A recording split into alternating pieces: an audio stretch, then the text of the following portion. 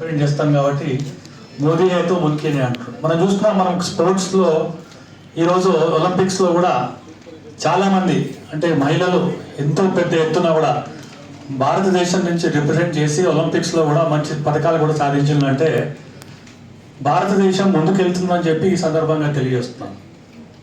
చాలా programmes attend చేసినాం. చాలామంది ఆస్ట్రేలియా నుంచి వస్తారు, యూకే నుంచి వస్తారు, అమెరికా నుంచి వస్తారు. వాళ్ళ యూనివర్సిటీలో మరి ఎన్నో కోర్సులు ఉన్నాయి. ఆ కోర్సులో మీరు అంటే జాయిన్ కావండి అని చెప్తారు. కానీ ఇట్లా స్పోర్ట్స్లో మరి మా దగ్గర కూడా రండి అనేది కూడా నేను అయితే ఫస్ట్ టైం చూస్తున్నాను.